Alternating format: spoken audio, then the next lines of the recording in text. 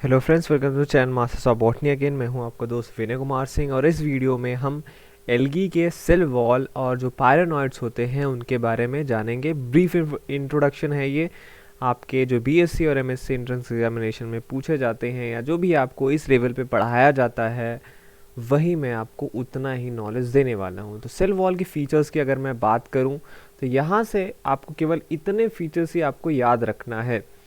जो 6 most important आपके algal groups हैं, आपके chlorophyceae, xanthophyceae, phaeophyceae, rhodophyceae, bacillariophyceae and cyanophyceae में अगर आप देखेंगे जो क्लोरोफाइसी है वहाँ पे जो सेल वॉल होता है आपका वो सेलुलोजिक होता है। सेलुलोज भी जो होता है ग्लूकोज का पॉलीमर होता है। ग्लूकोज का एक लीनियर पॉलीमर है जहाँ पे जो बॉन्डिंग होती है, ग्लाइकोसिडिक बॉन्ड्स जो होते हैं वो β14 बॉन्डिंग होती है। तो सेलुलोज सिंपली आपके ग्लूकोज के पॉलीमर होते हैं।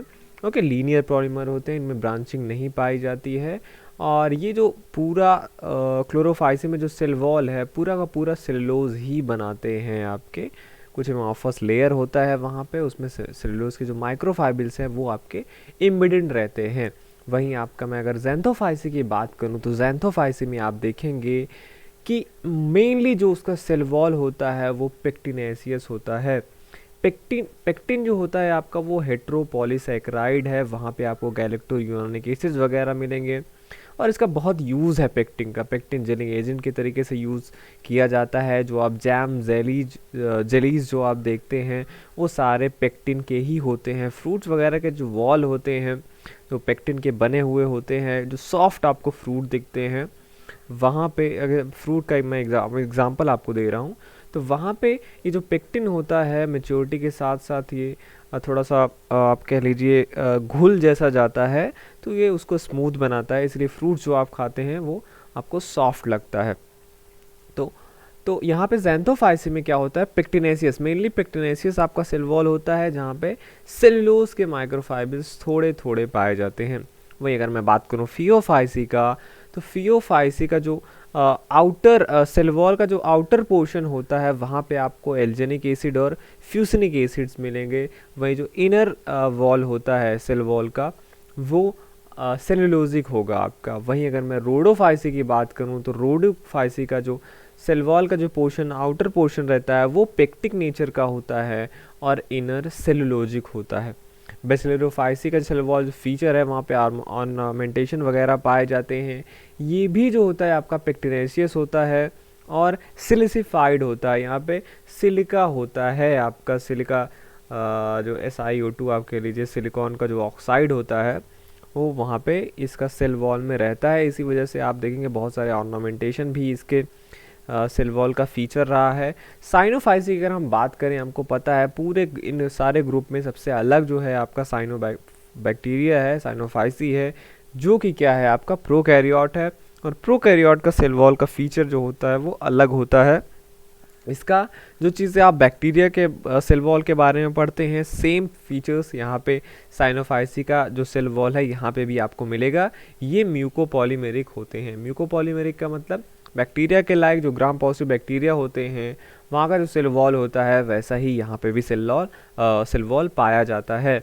तो आप देखेंगे जिसको आप बोल रहे हैं म्यूकोपॉलीमेरिक या जिसको आप पेप्टिडोग्लाइकान या म्यूकोपेप्टाइड भी बोलते हैं वो बना होता है आपका नैग और नैम से। नैग है आपका, स्टैंड करता है, NAG means NAG, N acetyl glucosamine, और नैम जो है आपका एन एसिटिल म्यूरोमिक एसिड। ये यही आपके जो एन एसिटिल ग्लूकोसामीन है और एन एसिटिल म्यूरोमिक एसिड है यही अल्टरनेट करते हैं और एक लीनियर चेन बनाते हैं।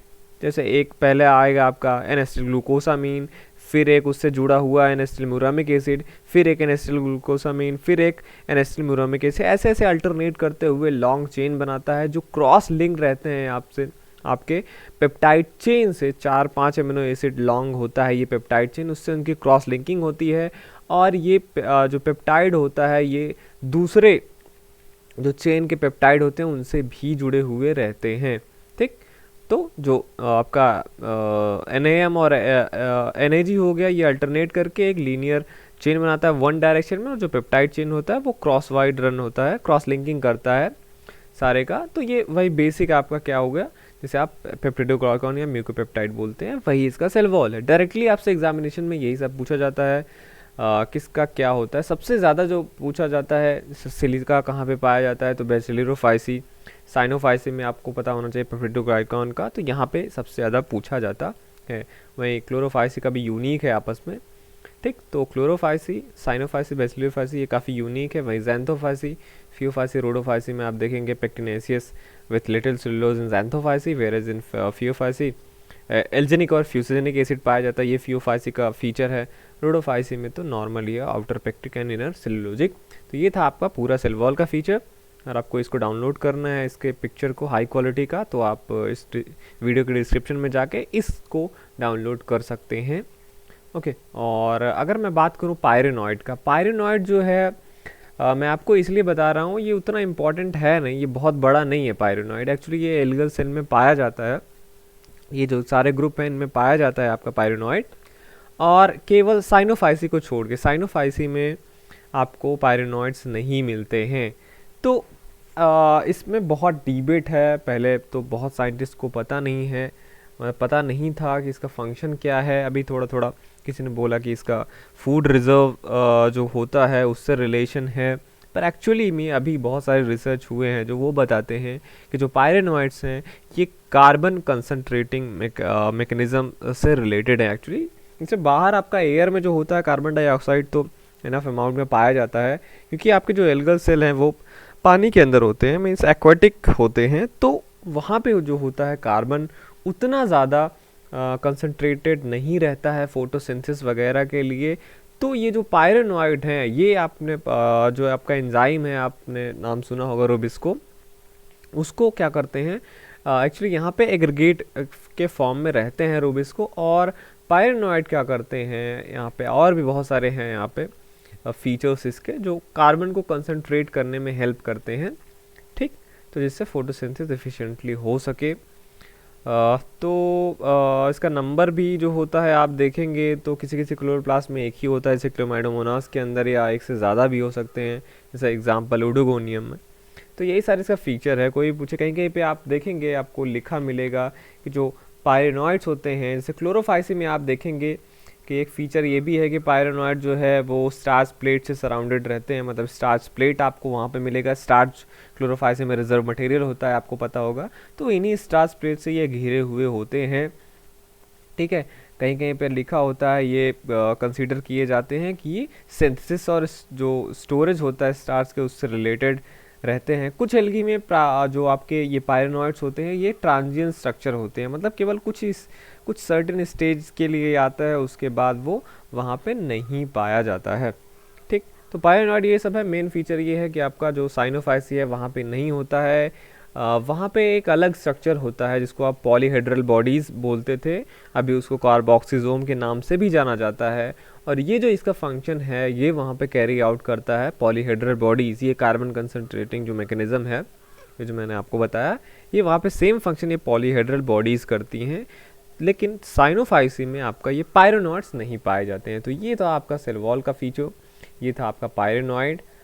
होप कि आपको ये सारी चीज़ें समझ में आए होंगे। यही इनफ है आपके बीएससी और एमएससी एंट्रेंस एग्जामिनेशन के लिए। बने रहिए हमारे साथ। आप ये वीडियो देख रहे थे आपके चैनल मास्टर्स ऑफ बॉटनी पे। बने रहिए हमारे साथ। फ्यूचर में मैं और भी वीडियोस लेके आ रहा हूँ एल्गी पे। अभी लाइफ साइकिल वगैरह बहुत सारी चीज़ें हैं जो मैं आपको अच्छे से बताऊँगा। लास्ट में सारा कंपाइल करके सारे एमसीक्यूज़ वगैरह भी आपके सामने मैं रखूँगा, जिससे आप कोई भी जो भी बीएससी या एमएससी के एंट्रेंस एग्जामिनेशन है कुछ भी कहीं के बारे में पढ़ रहे हो, अगर आपका ये सिलेबस है आपका मैच कर रहा है तो आपका पूरी तरीके से वो कवर हो जाएगा। तो चलता हूँ मैं, मिलूँगा आपसे नेक्स्ट वीडियो में। Thank you for watching this video.